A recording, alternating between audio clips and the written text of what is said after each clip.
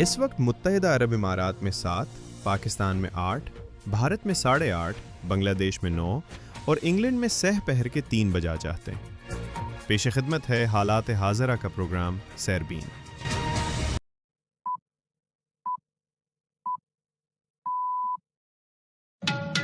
سنیچر 28 مارچ کے سیربین سے جاوید چودھری کا سلام۔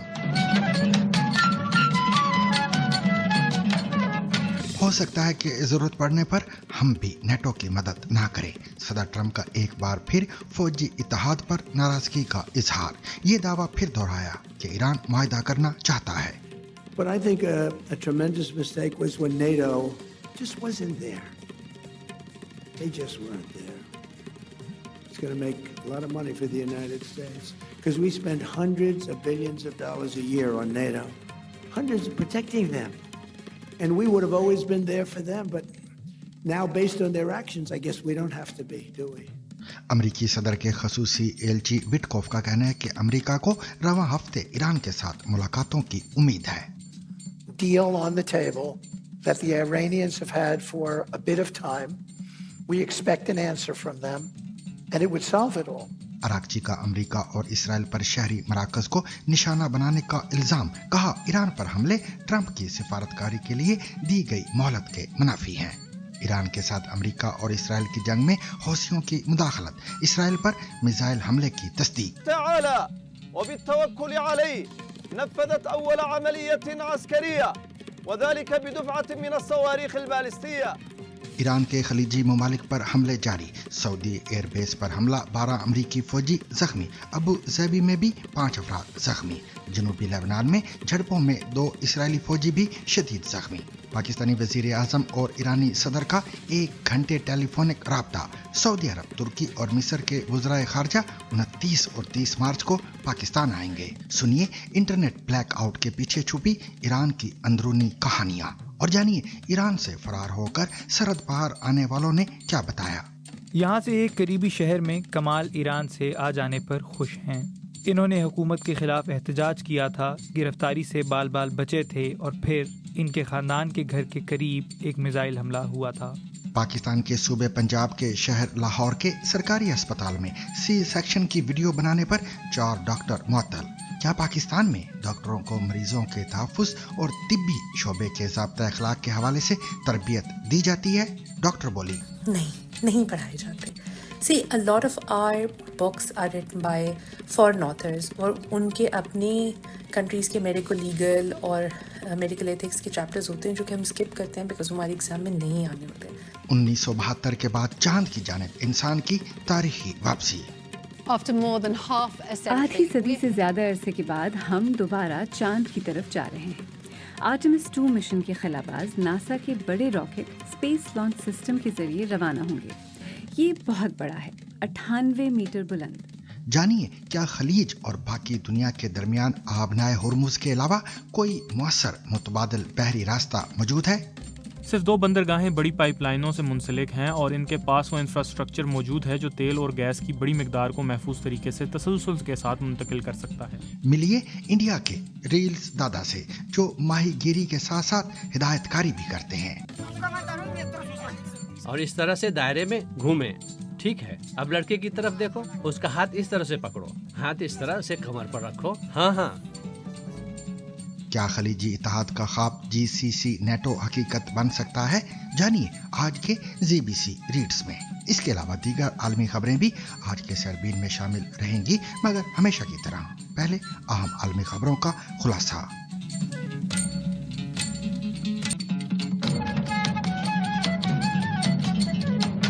امریکہ کے صدر ڈونلڈ ٹرمپ نے آبنائے ہرمز کو محفوظ بنانے کے لیے فوجی امداد بھیجنے سے انکار پر ایک بار پھر فوجی اتحاد نیٹو پر ناراضگی کا اظہار کرتے ہوئے کہا کہ ہو سکتا ہے کہ ضرورت پڑنے پر ہم بھی نیٹو کی مدد نہ کریں۔ جمعے کو میامی میں تقریب سے خطاب کرتے ہوئے صدر ٹرمپ کا کہنا تھا کہ ایسا لگتا ہے کہ ان کا یعنی نیٹو کا کوئی وجود ہی نہیں ہے، حالانکہ ہم نیٹو پر سالانہ سینکڑوں ارب ڈالرز خرچ کرتے ہیں اور ہمیشہ ان کے ساتھ کھڑے ہوتے ہیں، لیکن اب ان کے اقدامات کی بنیاد پر میں سمجھتا ہوں کہ اب ہم ایسا کرنے کے پابند نہیں ہیں۔ صدر ٹرمپ کا مزید کہنا تھا کہ اگر وہ ہمارے ساتھ نہیں ہیں تو پھر ہم ان کے لیے یہاں کیوں ہیں۔ But I think a tremendous mistake was when NATO just wasn't there. They just weren't there. It's going to make a lot of money for the United States because we spend hundreds of billions of dollars a year on NATO, hundreds protecting them. And we would have always been there for them. But now, based on their actions, I guess we don't have to be, do we? Florida में Miami पहुंचने पर सहाफियों से गुफ्तगू करते हुए सदर Trump से Iran की ताज़ा तरीन सूरत हाल के बारे में सवाल किया गया तो ट्रंप ने कहा कि वो तबाह हो रहे हैं, हम उनसे बात कर रहे हैं, वो मुआहदा करना चाहते हैं। उन्होंने मजीद कहा कि बहुत सादा सी बात है, हमारी फौज दुनिया की सबसे बेहतरीन फौज है और वो सबसे बहुत आगे है। They are talking, we are talking now. They want to make a deal. Very simply, our military is the greatest in the world by far.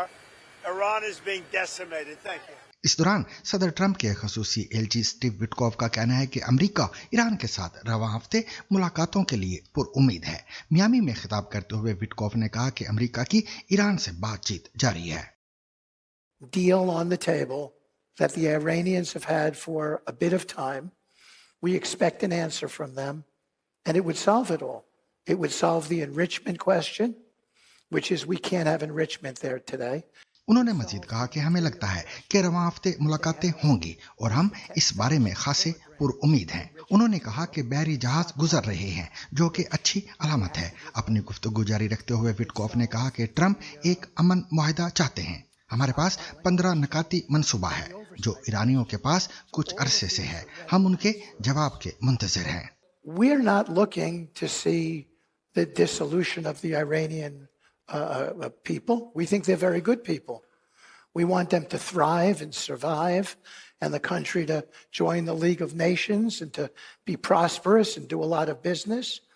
दूसरी जानिब ज़राए ने बताया है कि एक और अमरीकी त्यारा बरदार बहरी बेड़ा USS जॉर्ज H.W. बुश मशरिक़ वस्ता की जानिब रवाना कर दिया गया है। ये त्यारा बरदार बहरी बेड़ा 80 से ज़ायद त्यारे ले जा सकता है और इसे मशरिक़ वस्ता में अमरीकी सेंट्रल कमांड में तैनात किया जाएगा। अमरीकी हुकाम ने CBS को बताया कि बड़े पैमाने पर कैरियर और उसके स्ट्राइक ग्रुप ने इस माह के शुरू में तैनाती से पहले की तरबियत मुकम्मल की थी और अब वो ईरान में अमरीकी कार्रवाइयों में शामिल हो सकते हैं।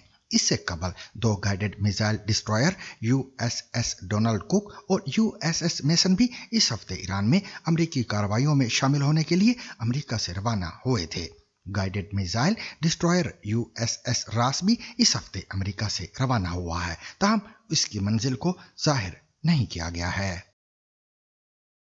ईरानी वजीर खारजा अब्बास अराक्ची ने अमरीकी और इसराइली अफवाज पर गैर कानूनी हमलों के जरिए शहरी तनसीबात और मराकज़ को निशाना बनाने का इल्ज़ाम लगाया है, जिनमें स्कूल, हस्पताल, तारीखी और सकाफती इमारतें और रिहायशी इलाके भी शामिल हैं।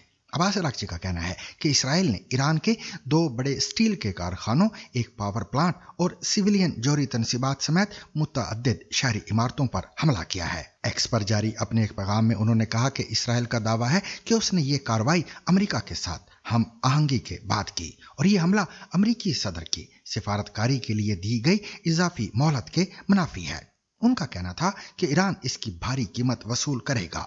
ये बयान एक ऐसे वक्त में सामने आया है जब अमेरिकी सदर डोनाल्ड ट्रंप ने ईरानी तवानाई के इंफ्रास्ट्रक्चर पर किसी भी हमले को मजीद 10 दिन के लिए रोकने का ऐलान किया था और इस ऐलान को 24 घंटे से भी कम वक्त गुजरा है। इसी दौरान इस्राएली फौज ने तस्दीक की है कि उसने मरकजी ईरान में अराक हैवी वाटर प्लांट को निशाना बनाया है। ईरान में शहरी इमारतों पर हमलों के बाद पासदारान इनकलाब के एरोस्पेस कमांडर मजीद मोसोवी के एक्स अकाउंट से पोस्ट में कहा गया कि अब मामला आंख के बदले आंख का नहीं रहेगा, इंतजार करें और देखें। पोस्ट में यह भी कहा गया है कि अमेरिका और इसराइल से मुंसलिक सनती कंपनियों के मुलाजमीन अपनी जानों को खतरे में डालने से बचने के लिए फौरन अपने दफातर से निकल जाएं। मोसोवी के अकाउंट ने मजीद लिखा कि आप पहले भी हमें आजमा चुके हैं, दुनिया ने दोबारा देख लिया कि आपने ही आग से खेलना शुरू किया और इंफ्रास्ट्रक्चर को निशाना बनाया। ईरानी मीडिया ने आज रिपोर्ट किया है कि मरकजी इस्फहान में वाक़ई मुबारका स्टील प्लांट को निशाना बनाया गया है। इस्फहान के deputy security and law enforcement officer ने बताया कि इस हमले में एक शख्स हलाक और 2 जख्मी हुए हैं। इसी तरह ईरानी मीडिया की रिपोर्ट्स के मुताबिक जनूबी ईरान में खुजिस्तान स्टील कंपनी पर भी हमला किया गया है। खुजिस्तान के deputy security and law enforcement officer के मुताबिक इस हमले में 16 अफराद जख्मी हुए हैं।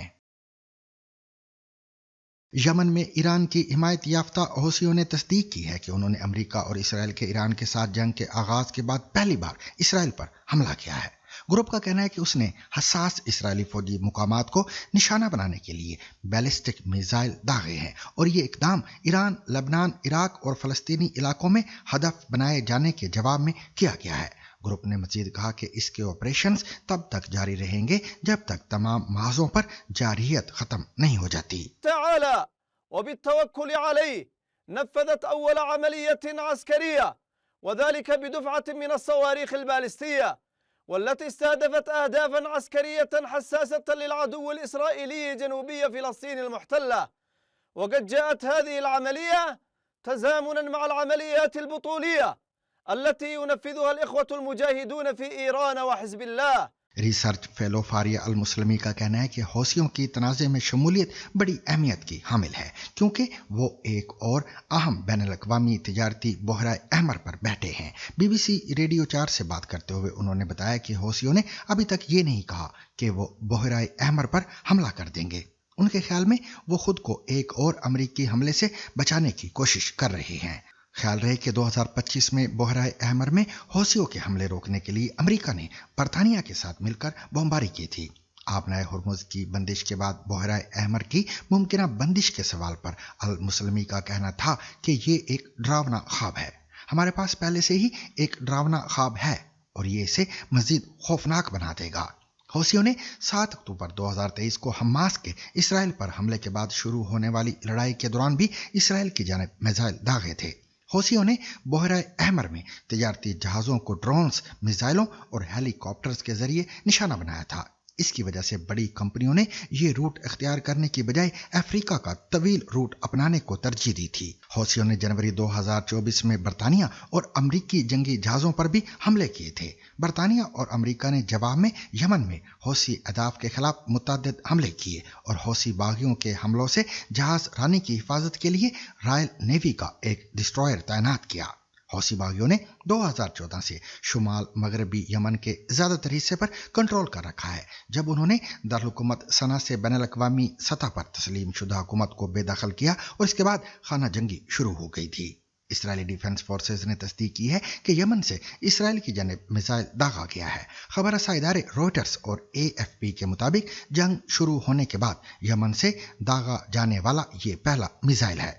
ये यमन के ईरान के हिमायत याफ्ता हौसी बागियों के तर्जमान के उस बयान के बाद सामने आया है कि अगर ईरान में हमले जारी रहे तो वो मशरिक़ वस्ता में जंग में दाखिल हो जाएंगे। याद रहे कि यमन के हौसी बागी एक मुसल्लह सियासी और मजहबी गिरोह है जो यमन की शिया मुस्लिम अक़लियत की नुमाइंदगी करते हैं। वो खुद को हमास और लेबनान के हिजबुल्लाह तहरीक जैसे मुसल्लह ग्रुपों के साथ इसराइल, अमरीका और वसी तर मगरब के खिलाफ ईरानी क़यादत में मज़ाहमत के महवर का हिस्सा होने का ऐलान करते हैं। बाज़ाब्ता तौर पर उन्हें इंसारुल्लाह यानी खुदा के फ्रीकैन के नाम से जाना जाता है। ये ग्रुप 1990 की दहाई में उभरा और इसका नाम तहरीक के मरहूम बानी हुसैन अल हौसी से मंसूब है।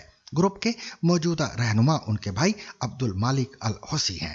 सन 2000 की दहाई के अवाइल में उन्होंने यमन के ताकतवर हुक्मरानों के खिलाफ कई जंगें लड़ी। जब यमन की हुकूमत अरब स्प्रिंग के मुजाहरों की बदौलत इक़्तिदार से हटी तो हौसियों ने दारुल हुकूमत सना की तरफ पेशकदमी की और 2014 में इक़्तिदार पर कब्जा जमा लिया। जब से सबसे गरीब अरब मुल्क में से एक यमन में हौसियों ने इक़्तिदार संभाला है। यहाँ खाना जंगी से काफ़ी नुकसान हुआ है।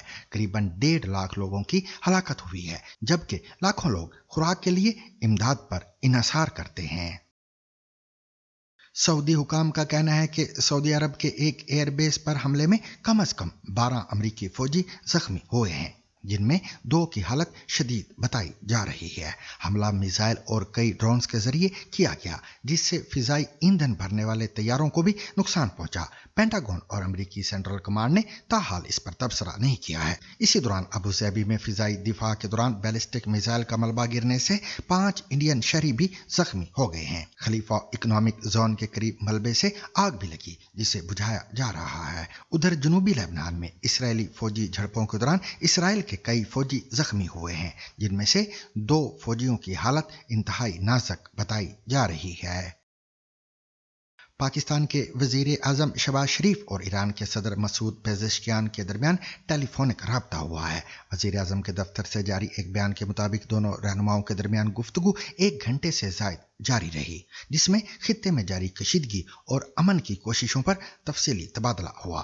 बयान में कहा गया कि वजीर आजम ने ईरान पर इसराइल के मुसलसल हमलों, बिलखसूस गुज़िश्ता रोज शहरी तनसीबात पर होने वाले ताज़ा हमलों की शदीद मजम्मत का इयादा किया है। उन्होंने इन मुश्किल हालात में ईरानी अवाम के साथ पाकिस्तान की मुकम्मल यकजहती और 1900 से ज़ायद कीमती जानों के ज़िया पर गहरे दुख और अफसोस का इजहार किया है। पाकिस्तान की वजारत खारजा ने तस्दीक की है कि तुर्की, मिस्र और सऊदी अरब के वज़राए खारजा 29 और 30 मार्च को इस्लामाबाद पहुंच रहे हैं। वजारत खारजा की जानिब से जारी किए गए बयान के मुताबिक सऊदी वजीर खारजा शहजादा फैसल बिन फरहान अल सऊद, तुर्क वजीर खारजा हाकान फिदान और मिस्र के वजीर खारजा डॉक्टर बदर अब्दुल आती इस्लामाबाद आएंगे। बयान के मुताबिक ये वज़राए खारजा खित्ते में कशीदगी कम करने की कोशिशों समेत दीगर उमूर पर तफसीली बातचीत करेंगे। वज़राए खारजा पाकिस्तान के वज़ीर आज़म शहबाज शरीफ से भी मुलाकात करेंगे। सामीन, जंग के आगाज से ही ईरान के अंदर क्या हो रहा है, इस बारे में मालूमात हासिल करना इंतहाई मुश्किल हो गया है, क्योंकि मुल्क में इंटरनेट बड़ी हद तक बंद है।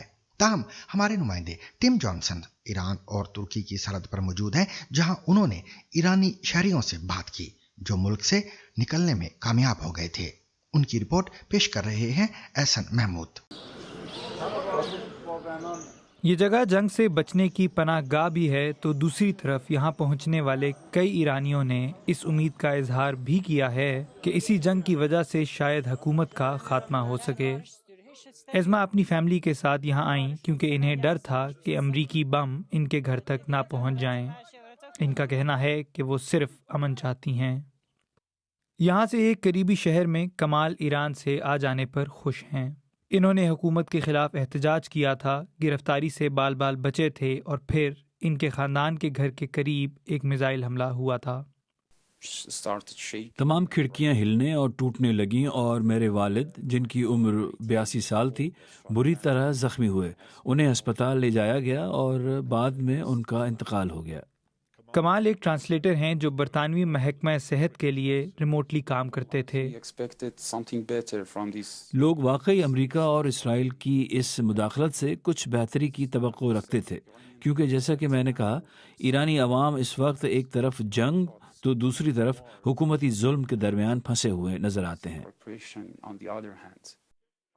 जहां कई ईरानी यहां तुर्की आ रहे हैं तो वहीं कई वापस भी जा रहे हैं। एक चीज़ जो हमने पिछले कुछ दिनों में नोट की है वो ये है कि हुकूमत के हामी अपनी आवाज़ ज़ोर से बुलंद कर रहे हैं। ईरान जंग जीत रहा है और अमेरिका हारेगा, फातिमा ने मुझे बताया, और हुसैन ने अपने सुप्रीम लीडर के लिए अपनी मोहब्बत का इजहार किया। हम अपने मुल्क के लिए जान देने को तैयार हैं। हम दुश्मन को अपनी ज़मीन का 1 मीटर भी नहीं लेने देंगे। अगर हुकूमत हमें लड़ने को कहे तो हम लड़ेंगे। आप अपने इन ईरानी साथियों को क्या कहते हैं जो इंसानी हकूक चाहते हैं और जो हुकूमत में तब्दीली चाहते हैं? वो गद्दार हैं, उन्हें सजा मिलेगी।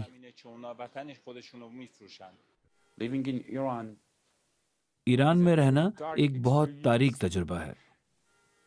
कोई ताजुब नहीं कि कमाल वापस जाने से डरते हैं।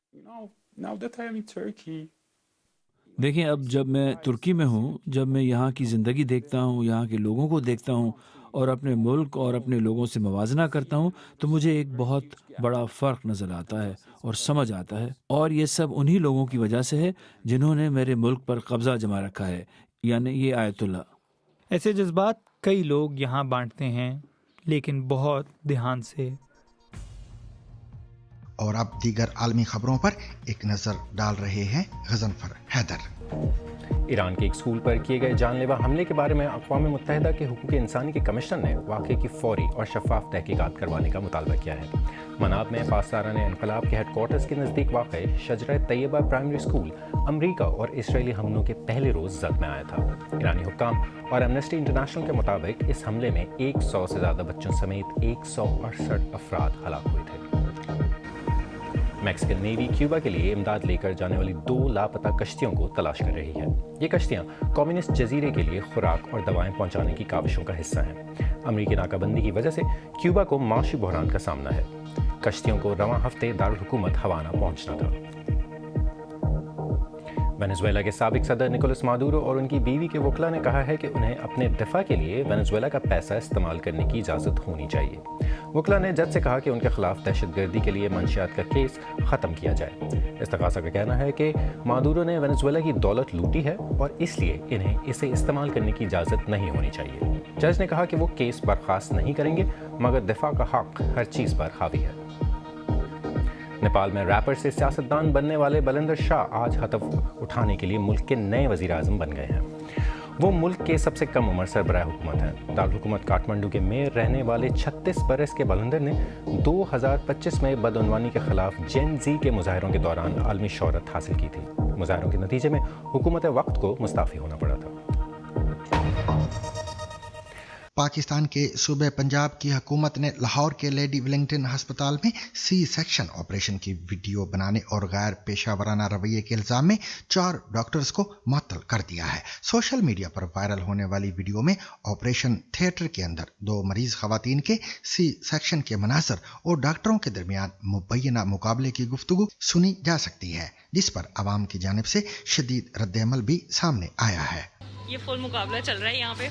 कौन पहले सेक्शन करता है? डॉक्टर आयशा और doctor Taiba. Doctor Taiba. Doctor Isa is the जज। और ये supporter 1 doctor Taiba, supporter 2 doctor Ayesha. Ayesha जल्दी कर। ओए डॉक्टर यहाँ से रखते हैं, आगे निकाली है। आयशा की तरफ। सरकारी एलामिया के मुताबिक ये अमल तिब्बी ज़ाब्ता इखलाक, मरीजों की इज्जत और पेशा वराना मयार की संगीन खिलाफवर्जी है। हुकाम ने गायनी डिपार्टमेंट की सरबराह डॉक्टर उज़्मा हुसैन और MS डॉक्टर फराह इनाम से 3 रोज में वजाहत तलब कर ली है, जबकि मजीद तादीबी कार्रवाई का इंदिया भी दिया गया है। सूबाई वजीर सेहत ख्वाजा सलमान रफीक ने वाक़े को नाकाबिल कबूल करार देते हुए कहा कि ऐसे इक़दामात सेहत के निज़ाम पर अवामी एतमाद को मजरू करते हैं। सोशल मीडिया पर इस वाक़े ने मरीजों की प्राइवेसी, तिब्बी अखलाकियात और डॉक्टरों की तरबियत से मुतल्लिक नई बहस भी छेड़ दी है। जहाँ सार्फिन ने सख्त सज़ा और निज़ाम की इस्लाहात का मुतालबा किया है, वहीं ये सवाल भी किया जा रहा है कि क्या पाकिस्तान में डॉक्टरों को मरीजों के तहफ़्फ़ुज़ और तिब्बी शोबे के ज़ाब्ता अखलाक के हवाले से कोई तरबियत दी जाती है या नहीं। इस सिलसिले में डॉक्टर माहिरा का कहना है कि ऐसा नहीं किया जाता। नहीं पढ़ाए जाते। See, a lot of our books are written by foreign authors और उनके अपने कंट्रीज़ के मेडिको लीगल और मेडिकल एथिक्स के चैप्टर्स होते हैं जो कि हम स्किप करते हैं बिकॉज हमारे एग्ज़ाम में नहीं आने होते। And on top of that मेरे ज़माने में तो एक सब्जेक्ट होता था बिहेवियरल साइंसेस के नाम से, तो वो 50 या 100 MCQs होते थे, दैट वाज इट। और 2 दिन पहले किताब खोली, आपने पढ़ा, आपने किया। सो a lot of professional and medical ethics that are being followed और practised in Pakistan are usually personal based. आप खुद समझ के थोड़ा बहुत पढ़ के खुद करते हो, पढ़ाया कुछ नहीं जाता इस मामले को। ये फुल मुकाबला चल रहा है यहाँ पे। कौन पहले सेक्शन करता है? डॉक्टर आयशा और doctor Taiba. Doctor Taiba. Doctor Isa is the जज। और ये सपोर्टर। अगले हफ्ते 4 खलाबाज अपनी जिंदगी के सबसे बड़े सफर पर रवाना होंगे जब वो कैप कैनोरल से चांद की जानिब उड़ान भरेंगे। सन 1972 के बाद ये पहला मौका होगा कि इंसान एक बार फिर खला में इतनी दूर तक जाएगा और अपने करीब तरीन फल्की हमसाए चांद के गिर्द चक्कर लगाएगा। ये सिर्फ एक साइंसी मिशन नहीं बल्कि निस्फ सदी बाद इंसान की चांद की जानिब वापसी की एक तारीखी कोशिश है। राबिका ने उस रॉकेट और कैप्सूल का जायजा लिया है जिसमें ये खलाबाज सफर करेंगे। आप भी देखिए। آدھی صدی سے زیادہ عرصے کے بعد ہم دوبارہ چاند کی طرف جا رہے ہیں۔ آرٹمس 2 مشن کے خلاباز ناسا کے بڑے راکٹ اسپیس لانچ سسٹم کے ذریعے روانہ ہوں گے۔ یہ بہت بڑا ہے، 98 میٹر بلند۔ 2 بڑے بوسٹر اسے زمین سے بلند ہونے کے لیے درکار طاقت فراہم کریں گے۔ اوپر اورائن کرو موڈیول ہے جہاں خلاباز اپنی نشستوں سے بندھے ہوں گے۔ اس کے اوپر لانچ ابورٹ سسٹم موجود ہے۔ اگر کوئی حادثہ پیش آیا تو یہ عملے کو محفوظ مقام تک لے جائے گا۔ اس تاریخی سفر پر جانے والے خلابازوں میں 3 امریکی شامل ہیں۔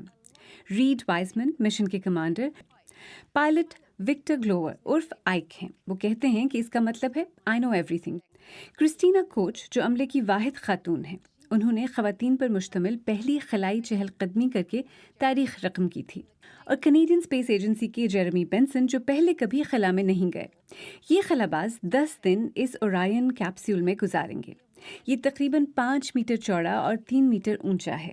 یہی محدود جگہ ان کے لیے ورزش، کھانے، کام کرنے اور سونے کے لیے ہوگی۔ لانچ کے وقت 4 نشستیں ہوں گی جنہیں خلا میں پہنچنے کے بعد زیادہ جگہ بنانے کے لیے ہٹا دیا جائے گا۔ خلاباز پانی پینے اور کھانا تیار کرنے کے لیے واٹر ڈسپینسر استعمال کریں گے۔ انہوں نے اس سفر کے لیے اپنی پسندیدہ غذائیں بھی منتخب کی ہیں، اور دروازے کے نیچے ایک سیڑھی جیسا حصہ ورزش کے لیے فلائی ویل مشین کے طور پر بھی استعمال ہوتا ہے۔ خلاباز روزانہ 30 منٹ ورزش کریں گے۔ سب سے اہم بات، فرش کے نیچے ایک ٹوائلٹ موجود ہے۔ یہ خاص طور پر خلا میں پیش آنے والی مشکلات کو مد نظر رکھتے ہوئے بنایا گیا ہے۔ چاند تک اور واپس آنے کا یہ مشن تقریباً 10 دن پر مشتمل ہوگا۔ پہلے دن خلاباز زمین کے گرد چکر لگائیں گے اور خلائی جہاز کے اہم نظام کی جانچ کریں گے۔ دوسرے دن وہ چاند کی طرف روانہ ہوں گے۔ یہ سفر تقریباً 4 دن کا ہوگا۔ جب خلاباز چاند کے دور والے حصے کے گرد پرواز کریں گے تو وہ ایسے مناظر دیکھیں گے جو انسان نے پہلے کبھی نہیں دیکھے۔ اس کے بعد وہ 4 دن کے واپسی کے سفر کا آغاز کریں گے۔ واپسی کا مرحلہ پورے مشن کے خطرناک ترین حصوں میں سے ایک ہے، اور اس دوران عملہ اورائن کے ہیٹ شیلڈ پر انحصار کرے گا۔ یہ انہیں 2700 ڈگری سینٹی گریڈ تک کے درجہ حرارت سے بچائے گا جب خلائی جہاز زمین کے ماحول میں تیزی سے داخل ہوگا۔ پہلے بغیر عملے والے آرٹمس مشن میں ہیٹ شیلڈ کو شدید نقصان پہنچا تھا، لیکن اورائن کے زمین میں داخل ہونے کے زاویے کو تبدیل کر کے ناسا کو یقین ہے کہ یہ مسئلہ دوبارہ پیش نہیں آئے گا۔ جب خلائی جہاز محفوظ طریقے سے داخل ہو جائے گا تو اس کی رفتار کم کرنے کے لیے پیراشوٹ کھولے جائیں گے۔ خلاباز کیلیفورنیا کے ساحل کے قریب بحر الکاہل میں بحفاظت پانی پر اتریں گے، جہاں ایک ریکوری ٹیم ان کا انتظار کر رہی ہوگی۔ 28 فروری کو امریکہ اور اسرائیل کی جانب سے ایران پر بڑے پیمانے پر حملوں کے بعد ایران نے آبنائے ہرمز سے گزرنے والے بحری جہازوں پر پابندی عائد کرنے کا اعلان کیا تھا۔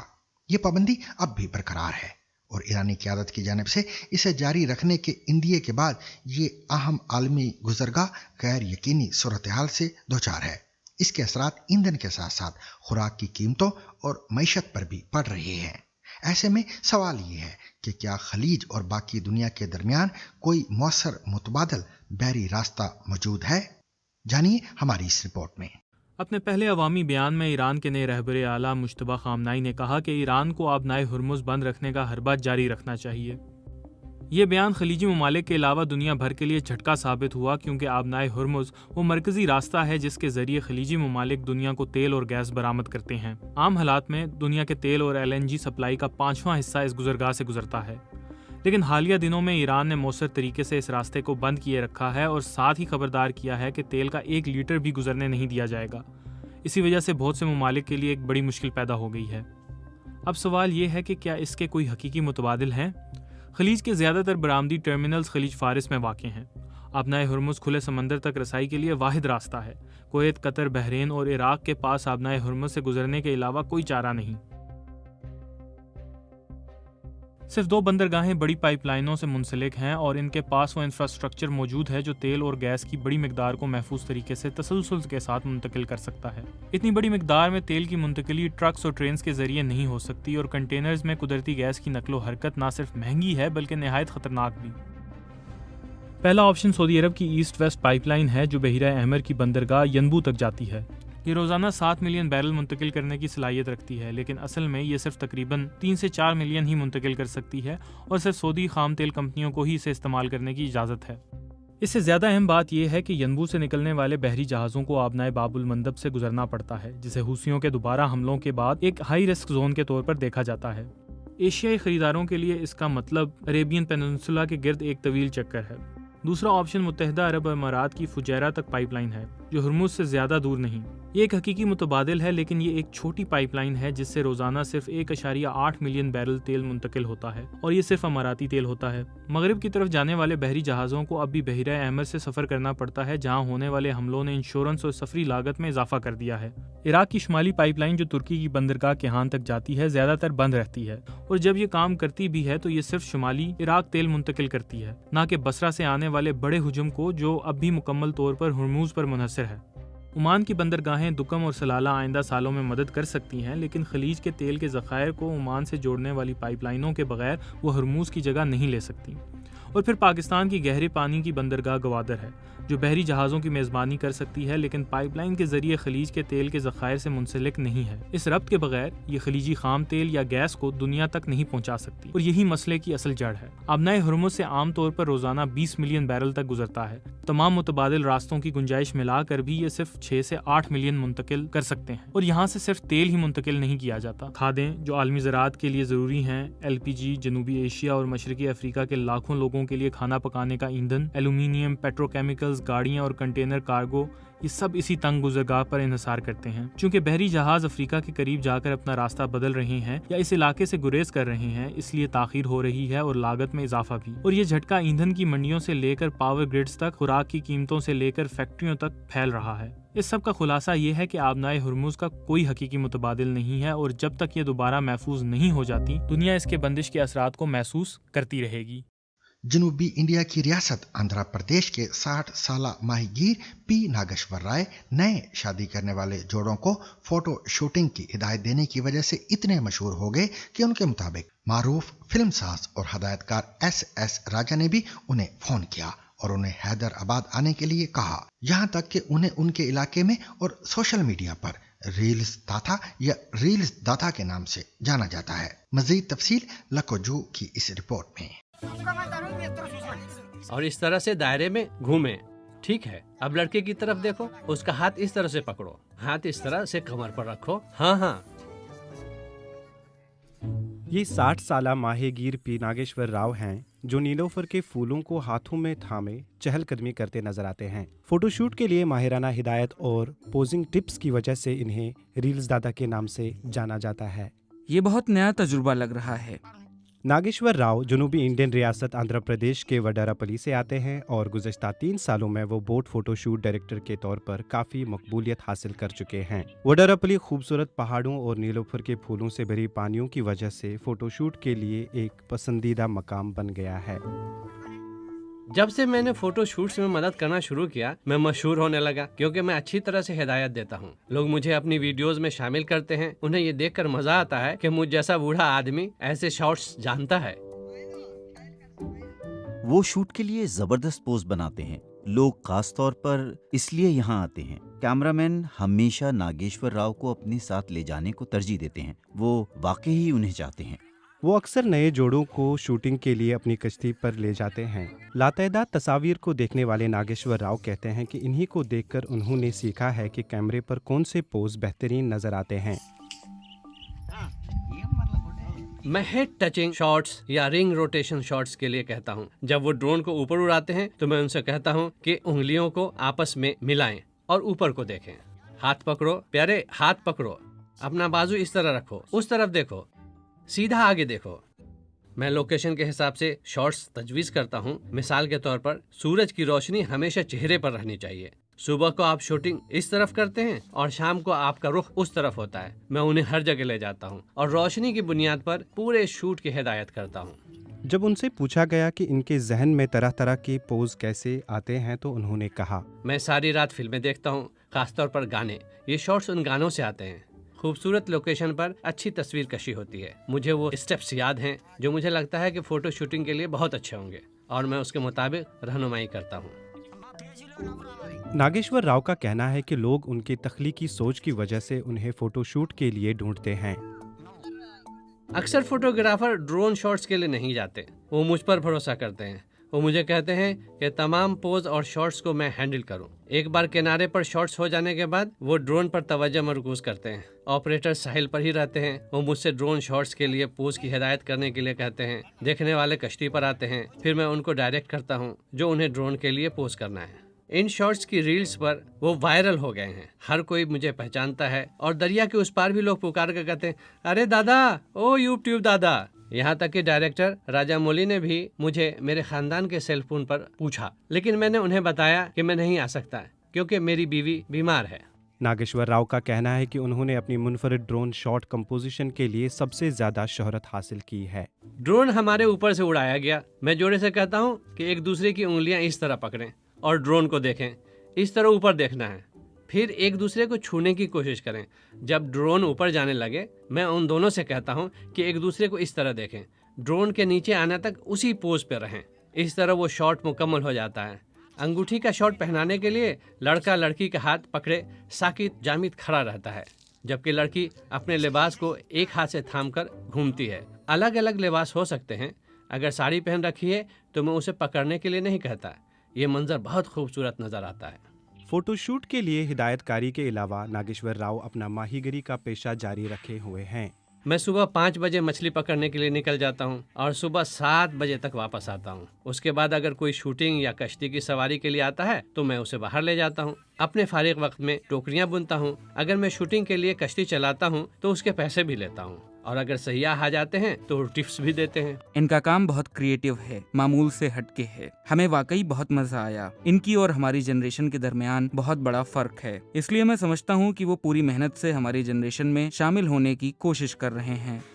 नागेश्वर राव कहते हैं कि ये उनकी जिंदगी की नई इनिंग्स है और इसमें उनको मजा भी आता है। मैं उनसे ये भी कहता हूँ, उनके कपड़े अच्छे हैं। अगर आप अच्छी शूटिंग करेंगे तो नतीजा भी अच्छा होगा। हर कोई मुझे रील्स दिखाता है, मुझे उनको देखकर लुत्फ आता है।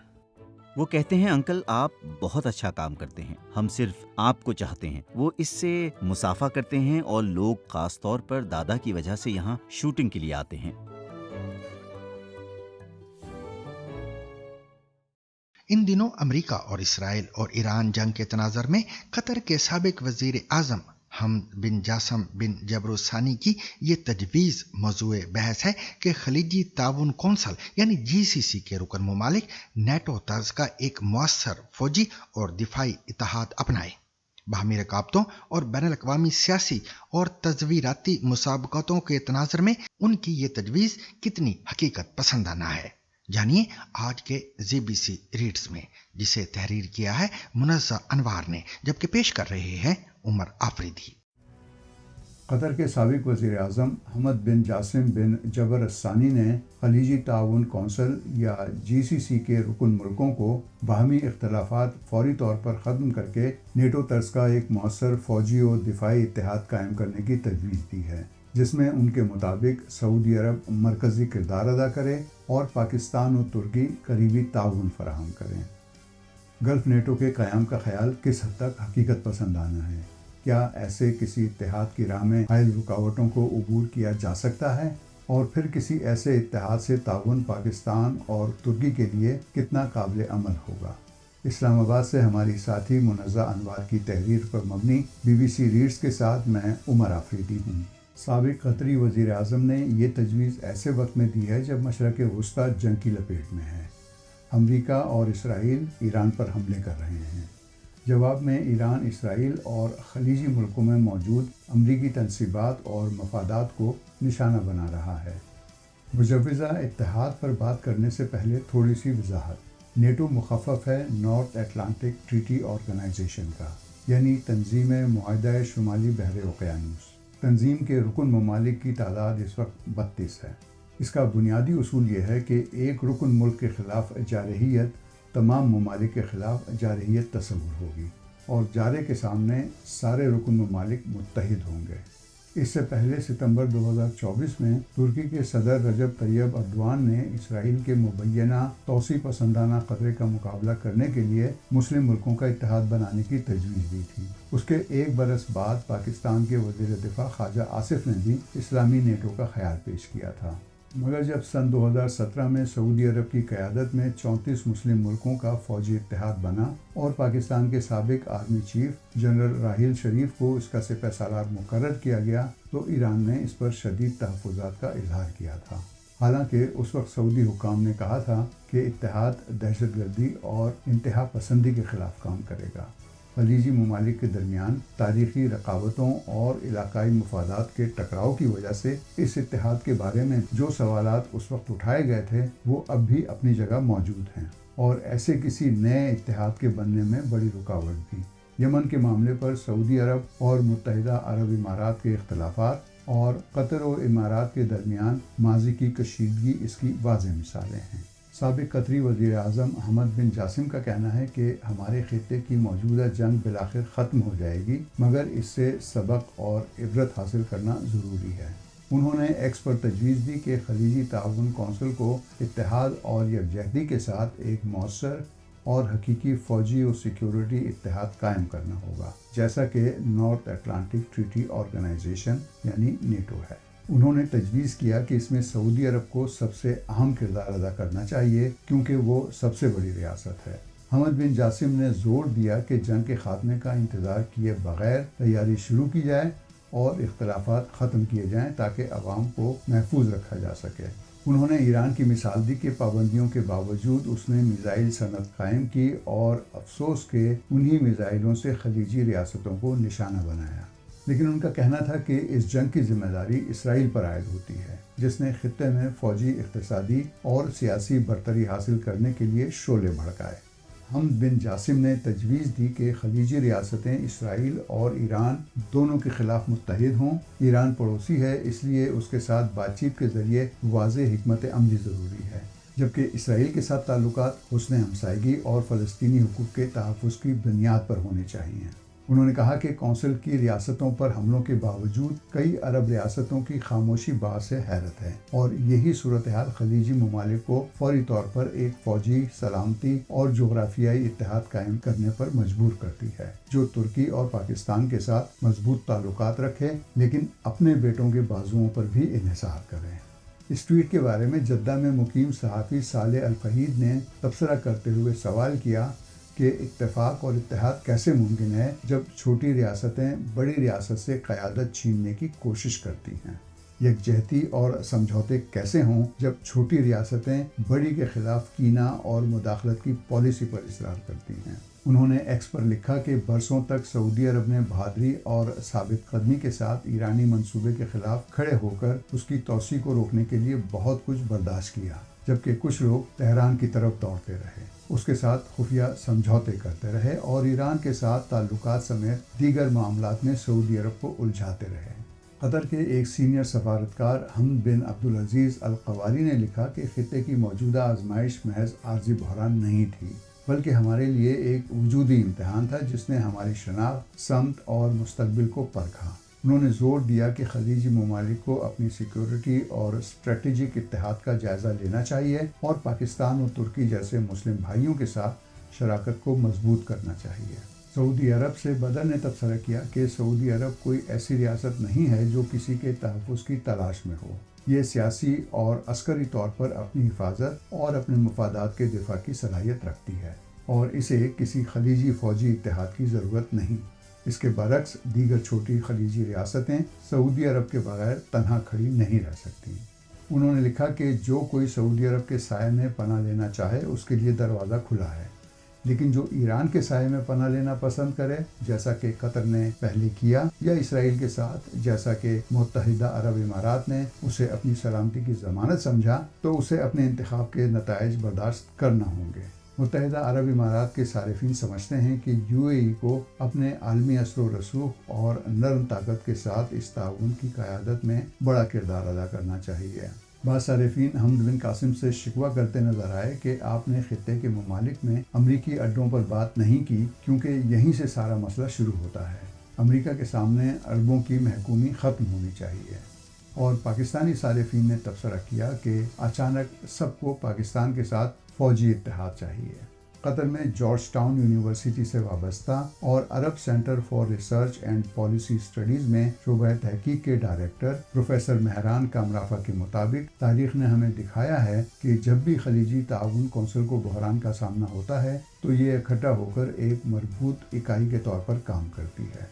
بیرونی دنیا کی نظر میں GCC اس وقت تشکیل پائی جب ایران عراق جنگ ہوئی، اس مفروضے کے تحت کہ جنگ جیتنے والا کسی نہ کسی طور GCC یا اس کے رکن ممالک کے لیے خطرہ بن سکتا ہے، اور ہم نے دیکھا کہ جنگ کے اختتام کے فوراً بعد عراق نے واقعی GCC کے ایک رکن پر حملہ کر دیا۔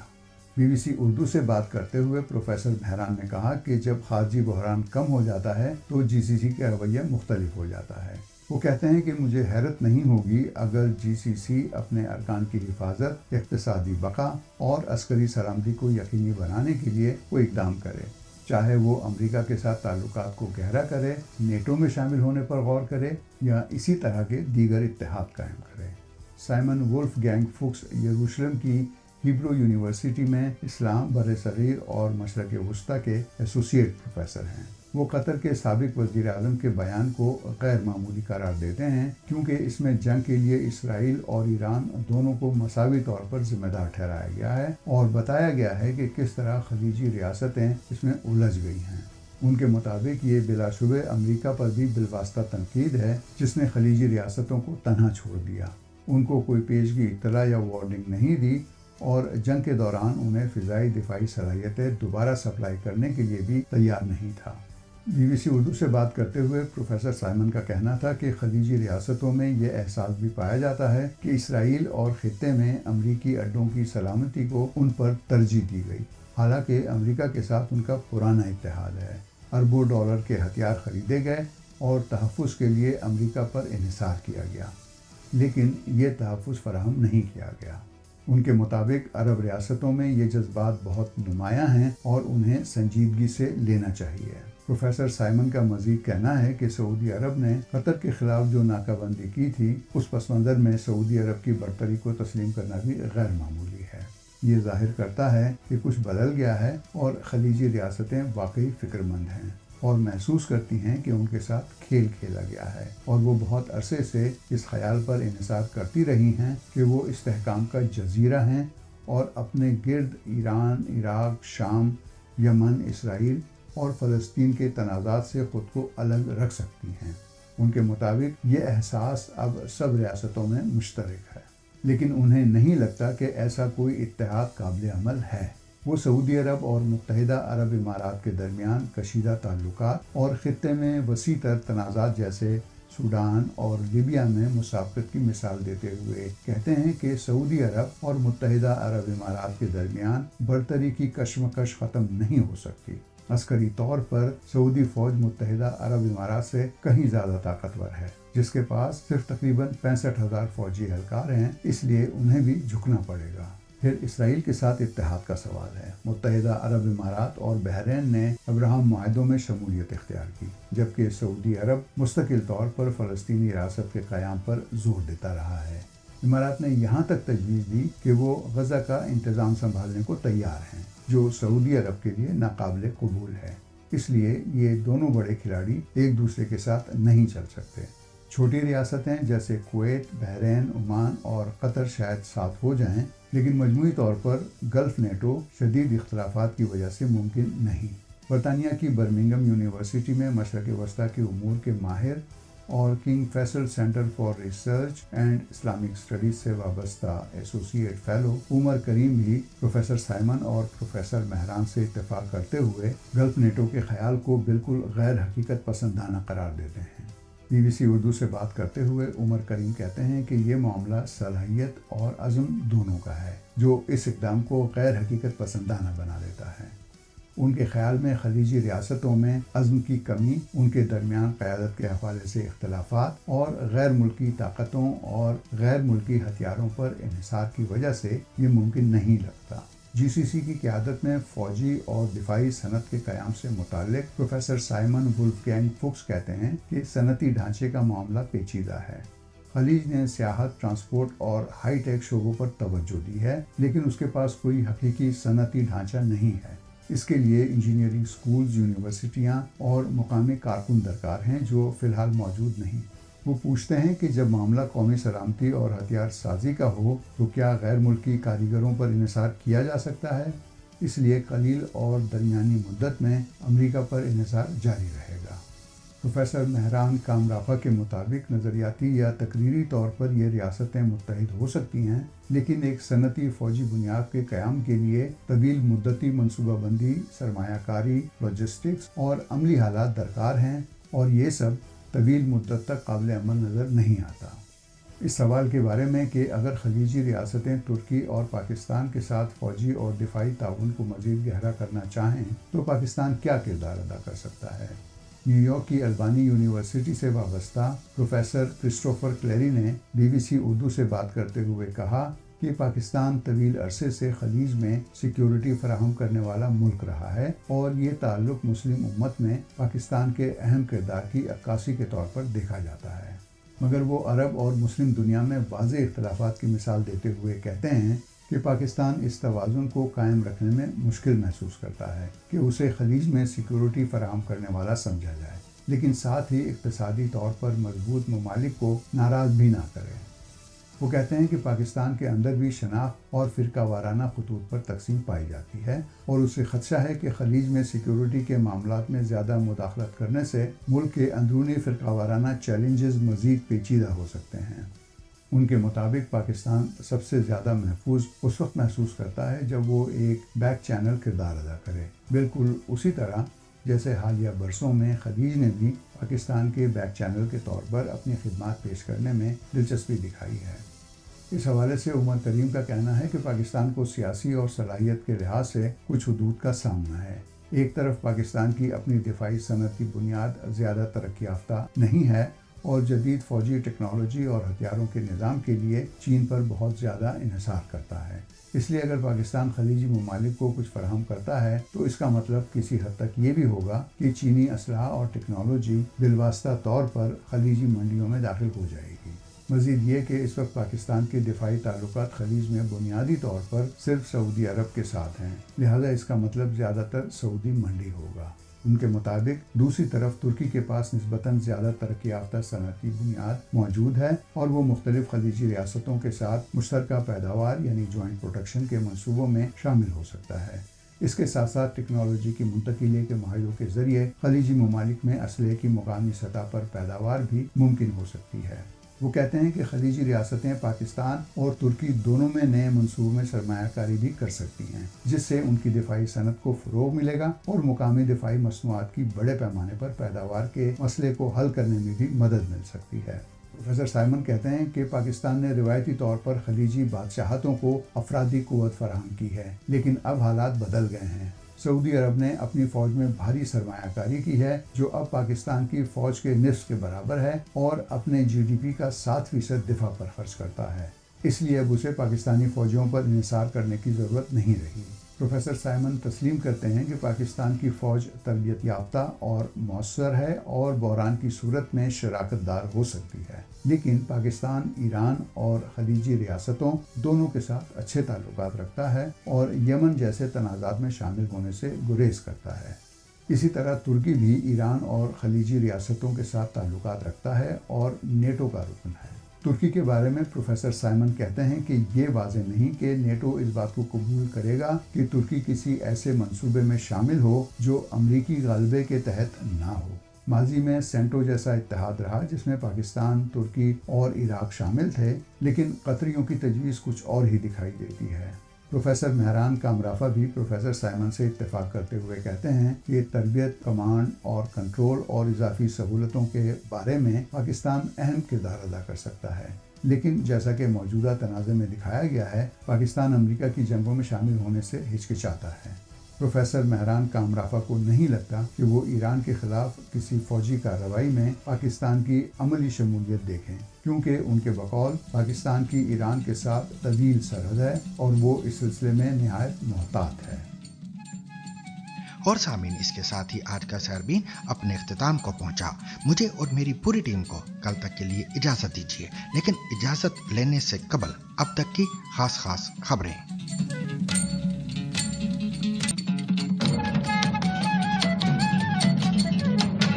ईरान की फौज ने दावा किया कि उसने ओमान की सलाला बंदरगाह के करीब एक अमरीकी लॉजिस्टिक कश्ती को निशाना बनाया है। ताहम इस दावे की आज़ादाना ज़राए से तस्दीक नहीं हो सकी। ये बयान एक ऐसे वक्त में सामने आया है जब ओमान की इसी बंदरगाह पर ड्रोन हमले में एक गैर मुल्की कारकुन जख्मी और तनसीबात को महदूद नुकसान पहुंचने की इतलात है। उधर ईरान ने दुबई में यूक्रेनी एंटी ड्रोन सिस्टम तबाह करने का भी दावा किया है, जिसे यूक्रेन ने मुस्तरद करते हुए गलत मालूमात करार दिया है। दूसरी जानिब मुत्तहिदा अरब अमारात का कहना है कि उसने मुतअद्दिद बैलिस्टिक मिसाइल और दर्जनों ड्रोन्स मार गिराए हैं, जबकि इन हमलों में हलाकतों की भी तस्दीक की गई है।